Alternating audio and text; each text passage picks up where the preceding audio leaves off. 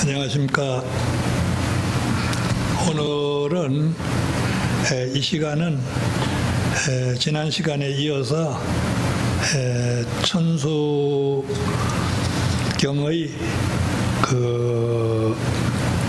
다란이를 설해 주십사 하고 요청하는 그런 개송이 있고, 그 개송을 공부하고 다란이 쪽으로 넘어가도록 하겠습니다. 그 요청하는 다란이를 해 주십시오 하는 개송이 천수천안 관자재보살 광대원만무예 대비심 대다란이, 그걸 설해 주십시오. 대다란이 개청 그랬습니다. 다시 말하면 다란이를 열어주실 것을 청합니다. 중요하죠. 이 천수경의 가장 하이라이트가 천수 다란이인데, 그 다란이를 설해 주십사 하는 청하는 글이에요. 근데 이 글도 보면은 개송입니다. 개송. 다른 말하면 시로 되어 있어요. 시가 좀 길지요. 근데 이 시는 상당히 많은 불교적 교리가 들어있어요. 그래서 이 설명을 좀 드려야 이것은 알게 될 겁니다. 자, 한자로 되어 있는 그 개송을 먼저 좀 읽으면서 번역을 보면서 설명을 드리도록 하겠습니다. 개수관음 대비주 원력홍심 상호신 천비장음 보호지 천안광명 변관조. 그 이제 네 구절인데, 그걸 이제 번역한 데를 보면은 관세음 보살님의 대비주에 머리 숙이 옵니다. 개수관음 대비주. 대비주란 말이 천수경 다란이를 대비주라고 합니다. 대비란 말이 대자대비, 관세음 보살.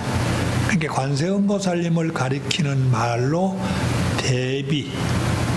그래서 그 관세음 보살의 주문, 그게 대다란이인데, 그 다란이의 머리를 숙여옵니다. 개수란 말이 그런 말입니다. 머리 숙여옵니다. 그렇게 하고는 원력 홍심 상호심. 원력이 크고 깊으며 훌륭하신 상호의 몸 그랬습니다. 이 관세음보살님을 칭하는 말이에요. 관세음보살님의 대비주에는 머리를 숙이고 원력이 크고 깊으며 훌륭하신 상호의 몸, 천개의 팔 갖추시어 널리 모든 중생을 보호하시고 천개의 눈으로 두루 관하여 광명을 비추어 주십니다. 찬탄하는 글이 되겠는데요, 관세음 보살님을. 그래서 천비장엄 보호지 천안광명 병관조, 그 네 구절이 그런 구절입니다. 자, 여기서 우리가 설명하지 않으면 흘려버릴 수 있는 내용들이 좀 있습니다. 우선 관세음 보살님의 대비주에 개수, 머리를 숙여옵니다.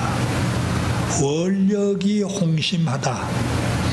아주 크고 깊고, 그 다음에 상호신, 그 상호를 갖추신 그런 몸이다. 여기서 이제 원력을 공부를 좀 해야 됩니다. 원력. 원력 할 때 역은 보면은 번역에도 그냥 원력이라고 했지 어떻게 번역이 안 돼 있어요. 번역하기 어렵잖아요. 문장이 길어지니까. 그냥 원력이라고 그랬죠.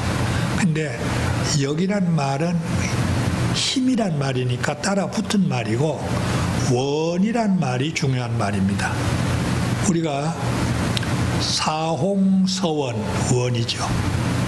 발원문 원이죠. 서원을 해라 원입니다. 그 원이 이게 중요한 말이죠. 원. 그런데 원은 말이죠. 무엇을 되기를 원합니다. 뭐 되기를 바랍니다. 뭐 하기를 바랍니다. 이게 원이에요. 근데 불교의 가르침에서 보면은 욕심을 버려라 그렇게 가르칩니다. 욕심을 버려라 이거야. 그래서 탐진치 그건 삼독심이다.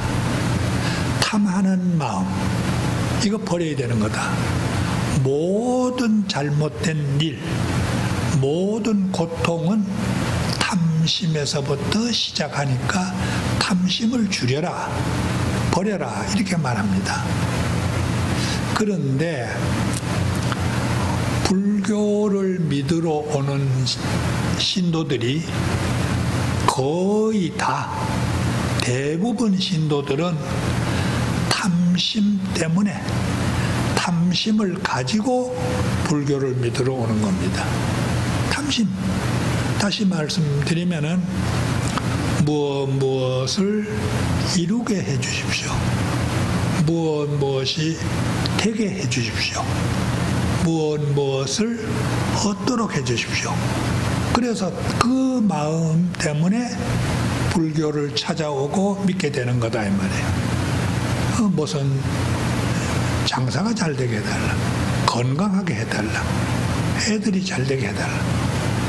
그런데 가만히 보면은 그런 마음을 가지고 절에 왔는데 스님들이 가르치시는 것을 보면은 뭐라 그러시냐면 탐심을 버려라 이렇게 가르치셔요.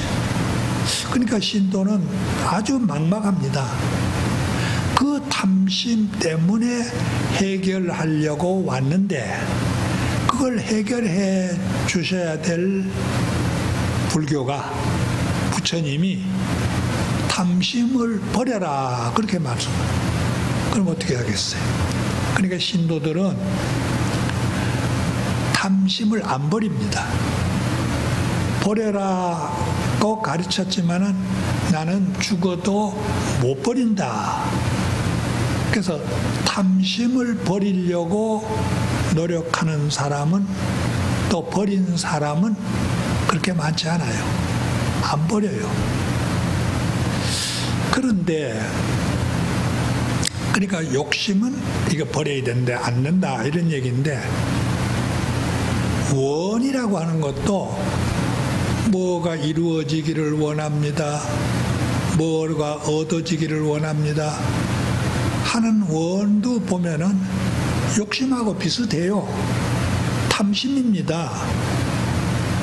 그런데 가만히 불교의 가르침을 들여다보면은 탐심은 버리라 그러고 원심, 원은 세우라 그럽니다. 사홍서원. 원은 발원문, 원은 세우라 그래요.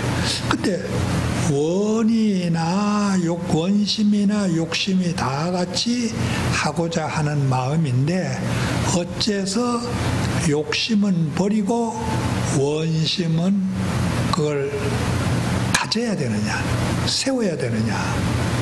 그래서 원이라는 말하고 욕이라는 말이 같은 종류이기는 하지만은 그 안을 들여다보면은 약간 다른 뜻을 가지고 있습니다. 욕심은 아주 이기적인 게 욕심입니다. 이기적. 다시 말씀드리면 남이야, 다른 사람이야, 어떻게 되든 관계없이 나만 되면 된다. 그게 욕심이에요. 너는 죽거나 망하거나 관계없고 나만 잘 되면 된다. 이런 마음이 욕심이에요. 그러니까 이 욕심은 문제가 있죠. 근데 원심은 뭐냐 하면은 뭐를 원하는 마음이기는 한데 너도 잘 되고 나도 잘 되고 우리 모두가 다 같이 잘 되기를 원하는 게 그게 원이에요. 그러니까 욕심에는 이기성, 자기만이 잘 되려고 하는 그런 요소가 있다면은 원심은 우리 모두가 다 잘 돼야 되겠다. 이타성을 가지고 있다 이 말이에요. 이기성, 자리성만 아니라 여기는 이타성이 있어. 너도 잘 되고 나도 잘 되고 그게 원입니다. 또 훌륭한 보살의 원을 보면은 비록 내가 안 되더라도 네가 잘 됐으면 좋겠다. 나는 별로 가지길 원하는 게 없고 너만이 잘 되기를 나는 바란다. 이렇게 적극적인 원도 있습니다. 그러나 우리가 보통 일반인들은 그렇게까지 가기는 어렵고 너도 잘 되고 나도 잘 되고 요 정도만 가도 대단한 거예요. 다시 말씀드리면은 내가 어떤 물건을 만들어서 팔거나 음식을 만들어서 파는 사람이다. 그럴 때 욕심을 가지고 음식 장사를 하면은 약간 재료가 덜 들어가거나 또 좋지 않는 재료를 쓰거나 그걸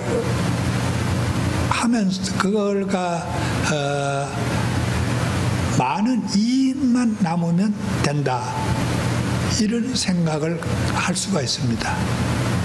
근데 원심은 내가 만든 음식을 저 사람이 맛있게 먹고 저 사람이 행복해하고 저 사람 건강에 도움이 되었으면 좋겠다 하는 마음과 그런 음식을 팔아서 나도 이익이 남으면 수입이 있는 거죠. 그러니까 이런 원심은 나도 팔아서 좋고 상대는 먹어서 좋고 이렇게 되면 원심으로 음식을 만들어서 파는 거하고 욕심으로 음식을 만들어서 파는 거하고는 전혀 다른 결과가 오는 겁니다. 마찬가지예요. 어떤 공장에서 무슨 텔레비전을 만든다든지 자동차를 만든다는 하는 것도 마찬가지입니다. 이 기계를 이용하는 사람이 불편 없고 고장 없고 행복해지기를 바라는 마음에서 물건을 만들어 주어야 팔아서 나는 이익이 나서 좋고 사가는 사람은 잘 써서 좋고 그렇게 되어야 이게 원심이지. 나만 좋으려고 저 사람은 손해가 나더라도 나는 이익이 나야 되겠다. 이런 것이 욕심이다 이거지. 그래서 불교 경전을 보면은 욕심은 버리고 원심은 길러라. 원은 세워라. 이렇게 가르친 겁니다. 그래서 이게 어려워요. 욕심을 버려라 이렇게 가르치는데 버리기가 어렵습니다. 버려지지가 않아요. 그래서 그러니까 그럼 버리는 거를 조금 스톱을 시키고 원을 바래라. 원심을 내어라. 이렇게 또 가르쳐요. 왜 그렇게 하냐면은 만약에 원이 커지면 원이 커질수록 욕심은 줄어들어가요. 욕심은 밀려서 빠져나가게 돼 있어요. 그래서 욕심을 끊는 것도 중요하지만은 다 끊어지지 않으면 욕심을 끊을 게 아니라 원을 세우는 겁니다. 원심을 세워요. 그래야 욕심이 줄어들고 그렇게 함으로 해서 우리 인류 사회, 개인은 물론 우리 살고 있는 이 사회가 더 보다 좋은 사회로 불국토 건설이 이루어진다고 이렇게 보는 겁니다. 그래서 여기는 원력이 크고 이 말이 그 말입니다. 원력이 크다. 누구 보고 하는 얘기입니까? 관세음 보살이 원력이 크시다. 원의 힘, 원하는 능력, 원하는 힘이 크시다. 관세음 보살이 원이 얼마나 크냐 보세요. 관세음 보살은 32응신 32가지로 몸을 놔두어서 고통받고 있는 중생의 고통에서부터 구해주려고 하는 마음을, 구해주려고 하는 결심을 한 그런 보살입니다. 그러니까 이 원이 얼마나 큰 분이냐 이거예요. 내가 남을 이렇게 구해준다, 남을 이롭게 해준다 할 때 여기도 나옵니다만 1000개의 손, 1000개의 눈, 그게 천수천안이잖아요. 우리가 손을 우리가 2개 가지고 있습니다. 2개 가지고 지금 살아가고 있는데 만약에 손을 한쪽을 다쳤어. 그러면 하나를 사용할 수 없습니다. 하나를 가지고 살아보면 얼마나 불편한 것인가를 우리가 알게 됩니다. 우리가 2개의 눈을 가지고 보고 있습니다. 살피고 있어요. 혹시 어떤 안질이 생겨서 눈이 아프게 돼서 한쪽 눈을 가리고 한쪽으로만 보면은 대단히 불편한 것을 우리는 압니다. 그래서 2개 정도는 가지고 정상적으로 살아가는데 관세음 보살은 고통받고 있는 중생을 구제하려니까 고루 다 살펴야 되고 그 다음에 많은 사람들을 전부 다 이렇게 거두어야 돼. 그래서 천수천안이야. 손도 1000개, 눈도 1000개. 저는 가끔 이런 생각을 합니다. 눈이 1000개까지가 아니고 3개만 됐으면 좋겠다. 앞으로 2개, 뒤에 하나가 딱 있으면 좋겠어요. 우리가 앞으로 걸어가면서도 앞에 것도 보지만은 뒤에 누가 오는 거 목을 돌리지 않아도 다 보입니다. 자동차에 백밀러가 있는 것처럼 그런 자동차 타고 뒤에 어떤 차가 오나 보이는 것처럼 3개만 돼도 좋은데 관세음 보살은 1000개의 눈과 1000개의 손으로 중생을 교화하겠다. 그리고 그것이 전부 원력하고 관계됩니다. 그러니까 관음의 원력은 어마어마하게 깊은 겁니다. 이 고통받는 중생을 다 구제해야 되겠다는 그런 원을 세우신 분이에요. 그래서 여기서 지금 원력은 이제 알으셨죠? 욕심하고 원하고는 차이가 있습니다.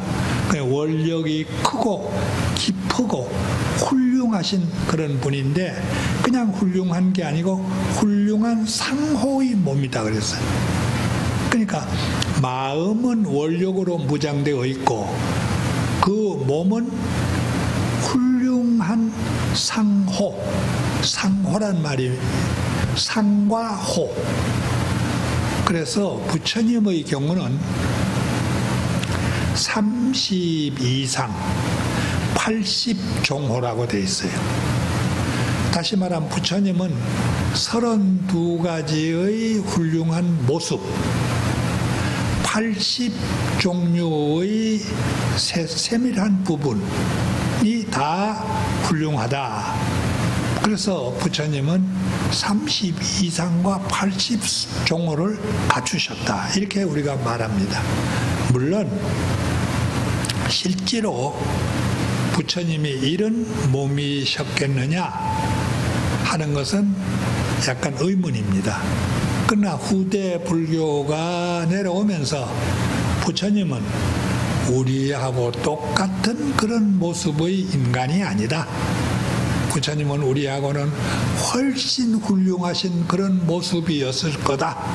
그래서 부처님을 32상을 갖추시고 80종호가 있으신 분이다. 이렇게 후대 불교인에 의해서 상상되어졌으리라고 생각됩니다. 예를 들면 말이죠. 부처님 이렇게 가서 배우면은 머리에 꼭대기가 약간 삐쭉 올라갔습니다. 머리 꼭대기가 올라갔어요. 그걸 우리가 뭐라고 그러냐면 정상6개상이라고 그럽니다. 정상, 머리 꼭대기 위에 6개상이다. 상투처럼 살이 이렇게 도둑 올라왔다 이거예요. 그게 32상 중에 하나입니다. 그 다음에 비간 백호상이다. 부처님은 눈썹과 눈썹 사이에 이런 백호, 요즘 불상을 보면은 거기다가 무슨 자수정이나 수정이나 다이아몬드나 이런 보석을 이렇게 그 안에 박았습니다. 그러나 원래 부처님은 백호상이라는 말이 흰 털이 거기 있었다. 흰 털이, 하얀 털이 거기에 동글동글하게 있었다. 그것이 32상 중에 또 한 가지예요. 그 다음에 무슨 부처님 귀가 아주 크다거나 부처님 목에 이렇게 주름이 3개가 가 있다거나 이렇게 서면은 팔이 길어요. 무릎 밑에까지 내려온다거나 하는 이런 여가 32상이 있고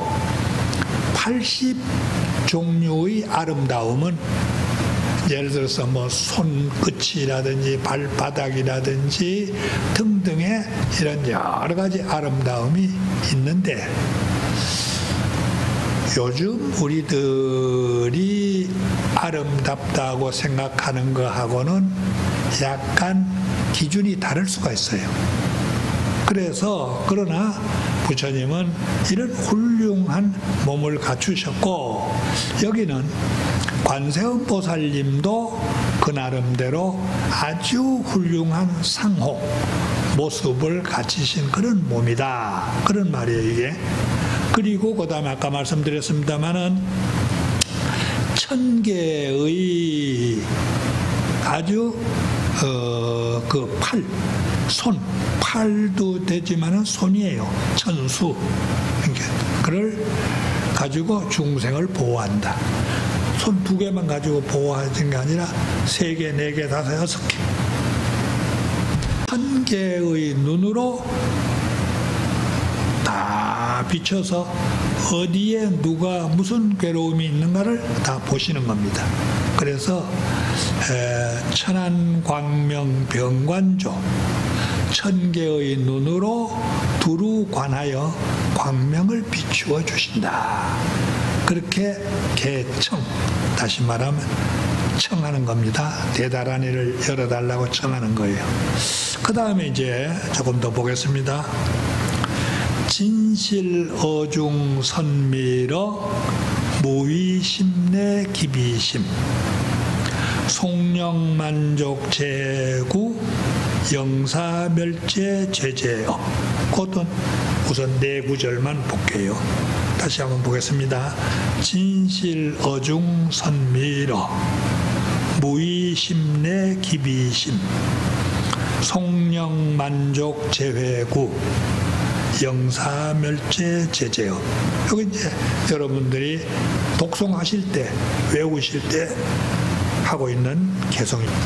그것을 번역을 했어요. 번역을 하니까 진실한 말씀 가운데 비밀스러운 말씀 베푸시고 함이 없는 마음 안에 자비심 일으키시니 구하는 모든 것을 속히 만족하게 해주시고 모든 죄업 영원히 소멸하게 하여지이다. 그렇게 네 구절의 개송입니다.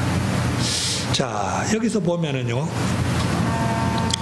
진실한 말씀, 다시 말하면 진실 어중에 선미러다. 미러란 말은 비밀스러운 말이에요.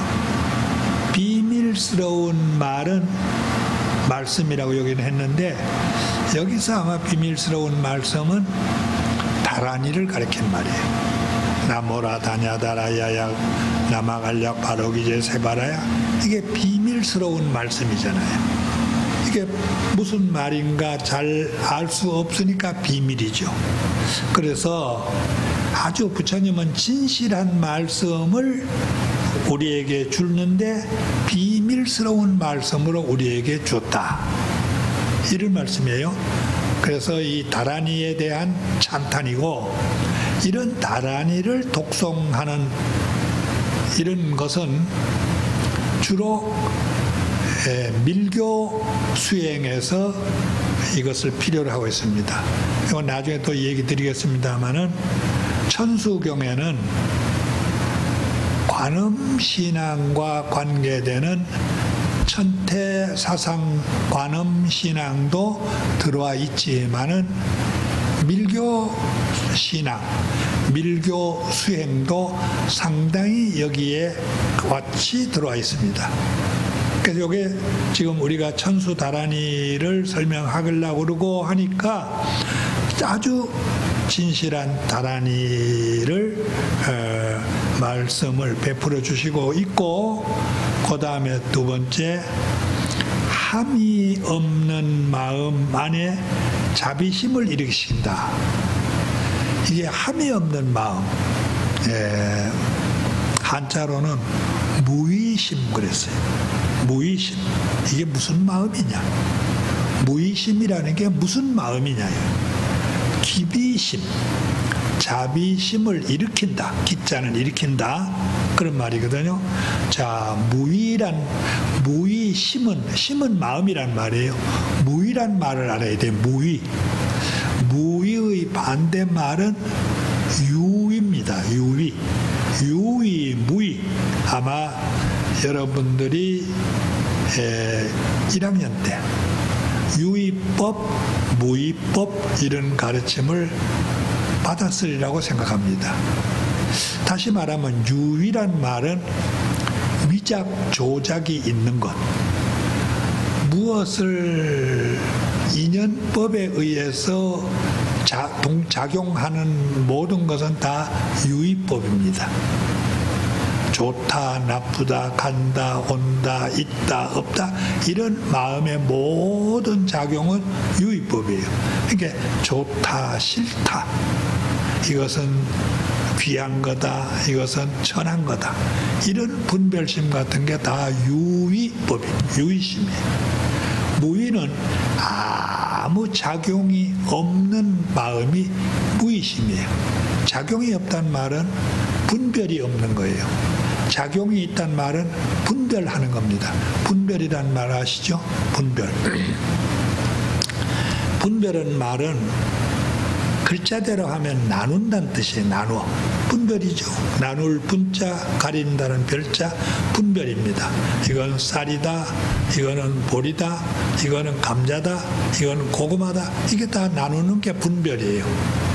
근데 그런 나누는 마음을 분별심이라 그럽니다.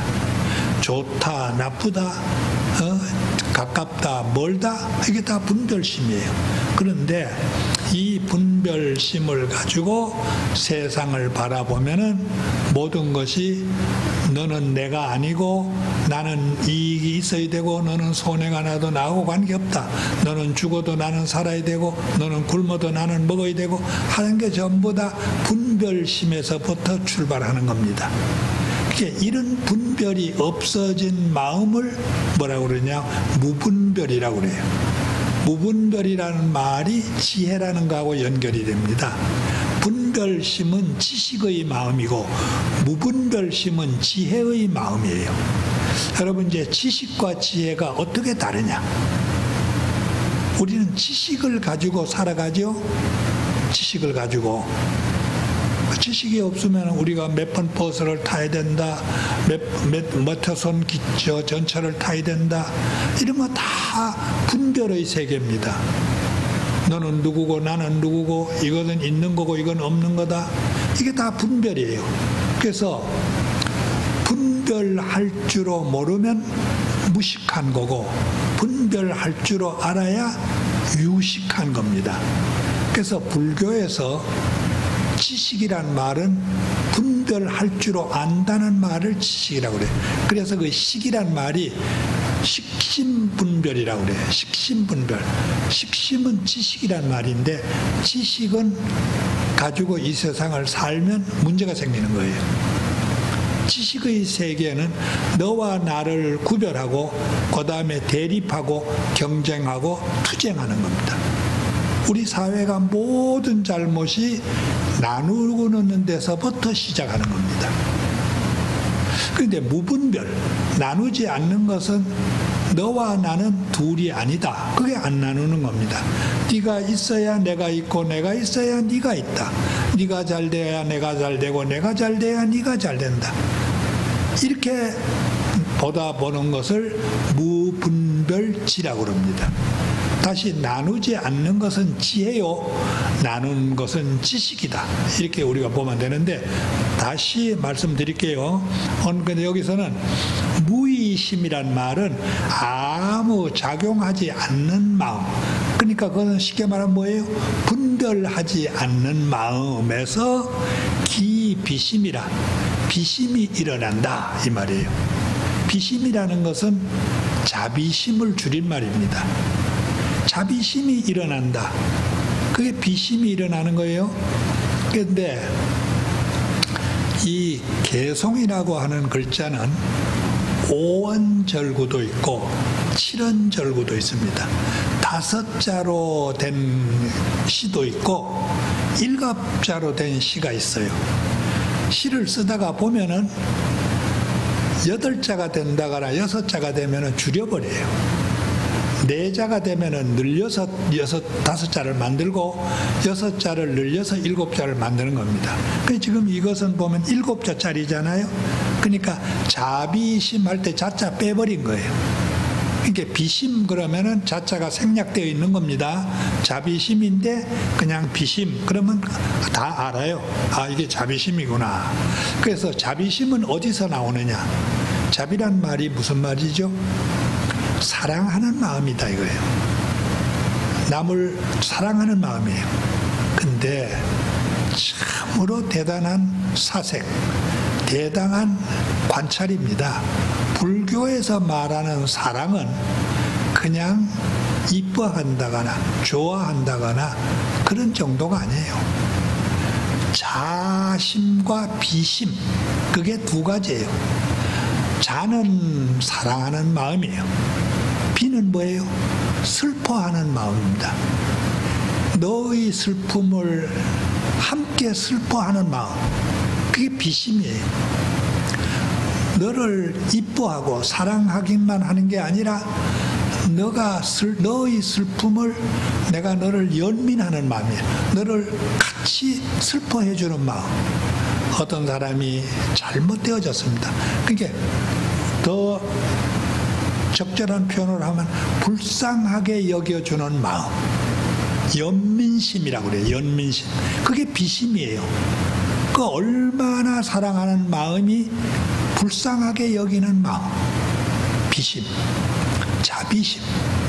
그래서 이런 자비심이 상대를 사랑하고 상대를 불쌍히 여기는, 상대를 슬픔을 같이 하는 마음이 이 자비심인데, 이런 마음이 불교인에게 있어서는 일어나야 되는 겁니다. 다시 말하면 불교를 믿는다고 하면서 남을 사랑하는 마음이 없다. 그건 불교인 아니에요. 그건 부처님 가르침이 아니에요. 그건 아니에요. 그러니까 이 마음이 불교를 아주 전문적으로 하는 분을 우리는 스님 이렇게 말하고 있습니다만, 스님들은 경우는 말할 것도 없고, 우리 신도도 자비심을 가야, 남을 보살피고 아껴주고 남의 슬픔을 나의 슬픔처럼 받아들이는 이런 마음이 없으면 이거는 불교가 아니에요. 이런 마음을 가져야 되는데, 이게 마음을 가진다고 가져지는 게 아니에요. 욕심이 있으면 안 돼요. 분별심이 있어도 안 됩니다. 너와 내가, 너는 너고 나는 나다, 이게 분별이잖아요. 근데 거기서 자비심이 일어나겠습니까? 안 일어나죠. 그러니까 자비심이 없으면 불교가 아니고, 자비심이 일어나려면 분별이 없어야 되고, 분별이 없다는 것이 바로 그 앞에 나오는 무의심입니다. 무의. 아무 작용이 없는 마음이 무의심이에요. 유의가 아니고 무의. 아무 작용이 없는 마음, 깨끗한 본래 그대로의 마음, 그러니까 무분별심에서부터 자비가 일어난다 이거예요. 자비는 10번, 100번 강조해도 이것은 지나치는 말이 아닙니다. 불교가 가장 취약한 점이 이 점입니다. 불교를 믿는 사람이 열심히 믿으면서 남에게 대해서 사랑을 베푸는 것이 부족해요. 이게 안 되는 거예요. 그런 점에서 나는 기독교인들이 교리도 수준이 좀 낮고, 믿는 사람도 좀 우리가 조금 낮은 단계의 신앙이라고 보여지는데, 남을 사랑하고 배려하는 마음은 불교인보다도 어떤 때는 훨씬 높아요. 높아요. 예를 들어 그런 거 보면은 이 종교의 가르침이 보다가 실천되고 있는 것. 근데 불교인은 많이 알기도 하고 아주 좋은 가르침인데 실천이 따라주지 않아요. 실천이 따라주죠. 그렇기 때문에 이것은 문제가 있는 겁니다. 사랑하는 마음이 없으면. 그러면 이게 불교 아니에요. 그게 불교가 아니다 이거예요. 자기 이익만을 추구하는 거예요. 열반경이라는 경에서 보면은 내가 누구에게 뭐를 주면서 그걸 보시라고 그러잖아요. 근데 그 사람을 위해서 내가 주는 게 아니고, 우리가 줄 때 보면 이렇게 주면 나는 복을 받는다. 그래서 이 복을 받기 위해서 주는 거예요. 그러니까 이것은 순수하게 주는 게 아니라 대가성이 있는 겁니다. 내가 너를 1,000원을 줬는데 나는 한 10,000원을 받겠지.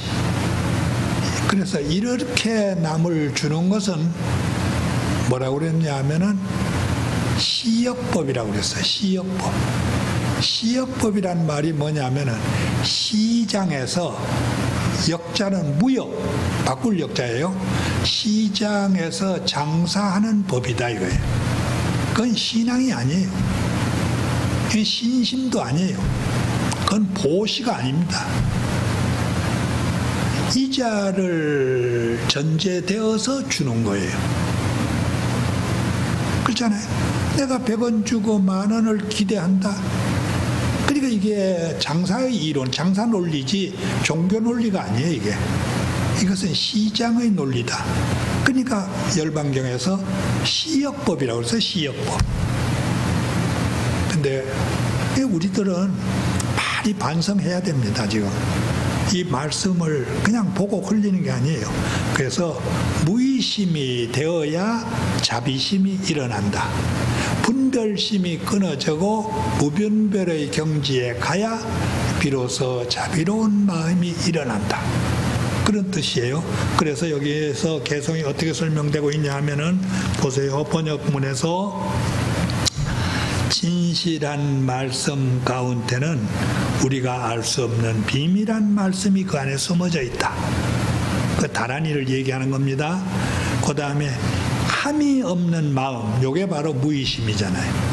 거기에는 자비심을 일으킨다. 누가 그렇게 한단 말이냐면은 관세음보살님이 그렇게 하신다는 거예요. 자, 여기서 우리들이 또 공부해야 될 게 있습니다. 우리는 이건 지금 2학년 정도 되시니까 이제 졸업을 앞두고 계신 분이니까 최고의 불교를 공부하셔야 돼요. 지금까지 공부했던 불교하고는 다른 불교를. 뭐냐? 지금까지 우리는 관세음보살을 염송하고 추송함으로 해서 관세음보살이 우리에게 우리를 원하는 모든 것을 베풀어 주신다고만 생각을 해가지고 열심히 불렀는데, 잘 경전을 보면은 관세음보살은 이렇게 살아가는 보살이다. 그거 설명이에요. 그러니까 너희들도 이 관세음보살의 삶을 배워서 관세음보살처럼 살아라 이 말이에요. 너희들도 관세음보살의 삶을 배워서 관세음보살님처럼 살아라. 다른 말로 하면 뭐예요? 우리 모두가 관음이 되어라. 내가 관음이 되어라는 게 관음경의 가르침입니다. 관음을 의지해서 관음의 지원을 받는 게 아니라 내가 관음이 되어서 어디서 나의 이름을 부르고 있는지를 잘 보고 살펴서 나아가라 이거야. 이게 관음의 아주 진실한 가르침이 이겁니다. 이건 좀 우리에게 바른 가르침인데, 그래서 여기는 비밀스러운 말씀이 있고 함이 없는 마음속에 자비심을 일으키다.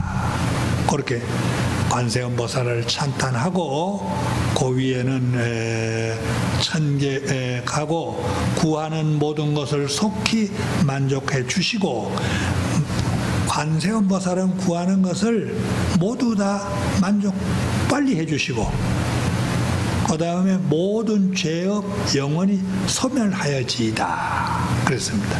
그러니까 이게 죄업이 소멸되고 모든 것을 만족하게 해주시는 관세음보살인데, 그렇게 만족하려면은 관세음보살은 그런 원을 가지고 계신 분이에요. 모든 사람이 원하는 것을 만족시켜 줘야 되겠다. 그걸 원하신 분이니까 이 타력신앙이라고 그러는데, 관음신앙이나 미타신앙은요 다 원력에 편승하는 겁니다. 원력에. 그 신앙 자체가 우리가 어릴 때는 내 힘으로는 할 수가 없어요. 그러니까 어머니를 의지해서 모든 걸 해결합니다. 배가 고파도 어머니를 불러야 돼요. 배가 아파도 어머니를 불러야 돼요. 그러면 어머니가 내 배도 아픈 걸 고쳐주고 내가 먹을 것도 갖다 주는 겁니다. 어릴 때. 그런데 그때 그 어머니가 여기서 말하면 관음이에요. 그러니까 우리가 나이가 먹고 커서 어른이 되면은 내가 어머니가 되는 거예요. 그러니까 누가 나를 부르면 내가 뛰어가야 돼요. 누가 괴로워하면 그걸 내가 살펴줘야 돼요. 이게 바로 우리가 관음의 원력을 편성해서 시작하는 건 어릴 때, 초보자일 때. 근데 우리가 커면은 내가 관음이 돼야 되네. 관음이 돼야 돼. 그래서 지금 우리가 초보 불교도로 들어올 때는 어린 불교를 어린 아이를 가르치는 것처럼 가르치고, 이렇게 벌써 2년간 공부를 해서 졸업할 때는 여러분이 관음이 되어서 살피는 그런 수준으로 가야 된단 말이에요. 그래서 구하는 모든 것을 만족시켜 주는 분이 관음이다. 그러니까 관음을 불러서 내가 만족하려고 하는 것도 있지만 관음처럼 나도 다른 사람을 만족시켜 주는 사람이 되어야 된다. 이 교훈에, 이 가르침에는 그런 양면적인 교훈이 있다 이거예요. 그 다음에 모든 죄업을 영원히 소멸하게 하여지이다. 이건 내 스스로의 각오입니다. 나는 많은 죄업을 가지고 있다. 죄업을. 그것은 소멸하게 하여지이다. 좀 이것을 없도록 해야 되겠다. 없어지겠다. 그런 뜻으로서 지금 개청, 다시 말하면 다란이의 가르침을 열어주십사 하고 청하는 개송 속에 나오는 개송입니다. 개송 속에, 개송이 아직 좀 남았습니다. 그래서 일부를 우리가 소멸할지이다까지 했는데, 죄업이란 말은 조금 우리가 두고 다음 시간에 또 공부하도록 하겠습니다. 오늘은 여기까지 강의를 마치겠습니다. 감사합니다.